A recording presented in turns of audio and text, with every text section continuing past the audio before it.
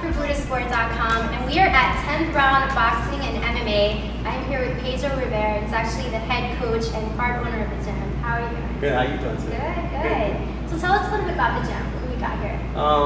Well, basically, we're trying to become one of the best East Coast type of boot camps for professional and amateur elite fighters. So that's our goal with the business. But we train both boxing and MMA fighters. Our specialty is really in striking, from Muay Thai, boxing, and just incorporating what works for MMA. So a fighter can come in maybe before he has a fight coming up and just do his full stand-up striking preparation with you. Yep, because we work with, for instance, give you an example, we'll have, let's say like right now we have a fighter, Mike Jones, that does training with us in boot camps. We have other big pros like him that come through here, and then sometimes we'll mix them in with the MMA guys just to get their stand-up better. So they're also working with the elite fighters that help bring the levels up. So you're bringing the best in boxing to the guys in MMA? Yes. And teaching them that, okay. Yes. What are some of the pros? I know you've had a lot of guys come in here. Oh yeah, I mean, we deal with a lot of people, even with some older fighters that still come here. For one is Tim Witherspoon, senior.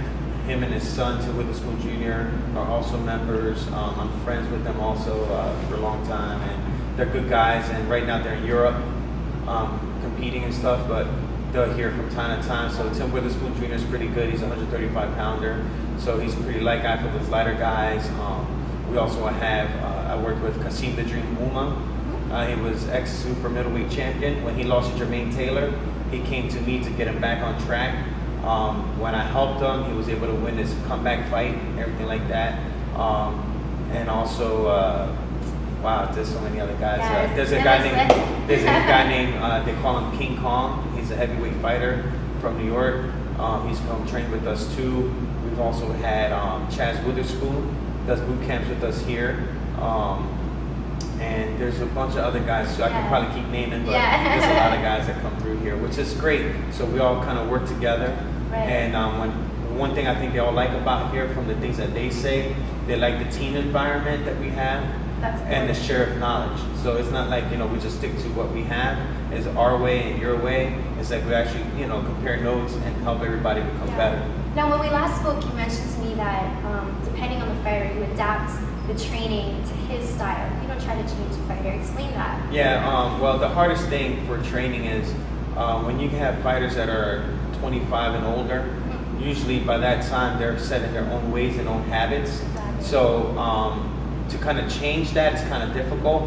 So what we can do is take what abilities they currently have, enhance that, but then also work on their weaknesses and try to make the weaknesses stronger. Right. So usually I try to look at the weakness first and try to fix that. Because if they're already doing well at a certain part, let's say they already got a good jab or good head movement, then I don't really need to work too much on that and focus too much on that. That would be part of the training. Exactly. But then I focus on all the weaknesses to make that better, because that's what the opponents are going to look for, is a weakness.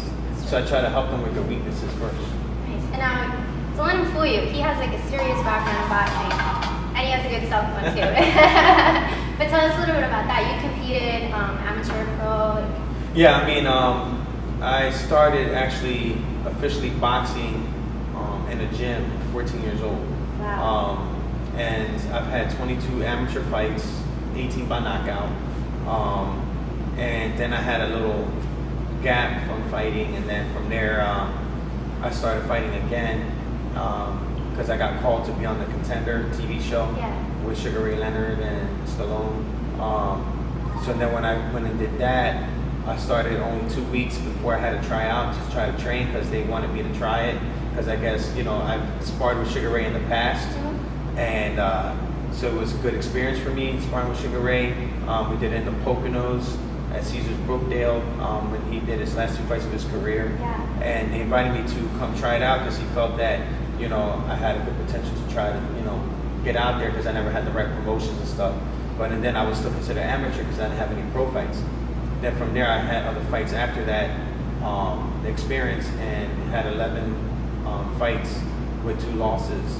And they varied in different weights and stuff, because I was still trying to get in shape. So So it was a good experience. But other than that, then I started this, and we started having our own training here, and it's my other love. So I like doing this. How did that happen? How did you get started in the direction of MMA? Like, how did you make that transition? It was funny. I actually started here with one guy.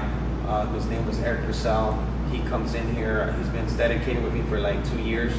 I actually met him at another school because I started training another group of people that were doing MMA that needed striking.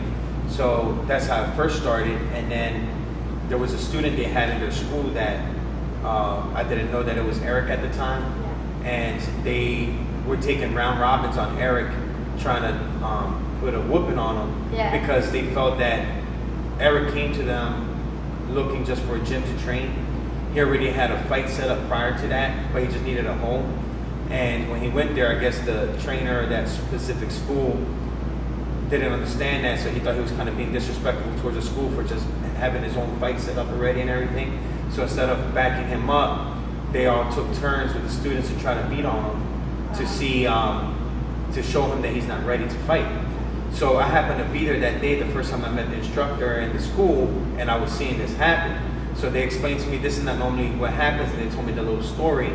So then I was like, okay, so I let that happen. Then I did my little training for them that day. I left, so I always kept that in my mind. So about a month and a half after that, this guy shows up at my door, says I want to learn how to box and get better training, and I'm an MMA fighter, da da da. So here's Eric. So then when we were talking, it turns out I knew this guy from seeing him before. So I'm like, he looks so familiar. And when we got talking, then he told me the school he was at. Then I was like, oh wow, so that was you. He goes, yeah. He said, you know what? Now that you're with me, I'm gonna make sure you become a champion. So let's show them what you're about, because you're a good fighter, you move great, and I'm just gonna help enhance that on you. So it turns out Eric ended up, I think, fighting on the Asylum team and stuff, the fight card. And I think that's where he got his 205-pound championship belt, amateur. And so that was just something that we wanted to prove. And he was ecstatic about it. And ever since then, we've been together. And then through him, he's been invited to other camps and stuff with Ricardo Alameda and those guys. And then that's how I started working with other people. So it's just been through word of mouth. And, and they always tell me they like the way I train and stuff. And so I just take pride in my work. So that's what's been helping me with transitioning to MMA. So fast forward 5 years from now, what place do you want to have in mixed martial arts with your gym? Well, I want to be the first Freddie Roach of MMA. That's my goal. So that's what I'm shooting towards. So I don't think I'm that far from it. I think it's just getting the right exposure, the right fighters, and that's what makes the person become where they need to be on top, So I think a trainer's only as good as his fighter.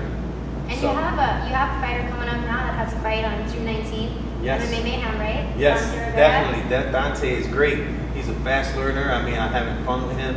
So I think this is going to be a good tournament for him, and nothing for nothing, but he's becoming different, and I can see he's going to probably dominate this fight. And, that's my prediction. I don't see it really going past the second round, so, but, we still got some work to get in. He's working hard, so I think, it's going to be good for him, so.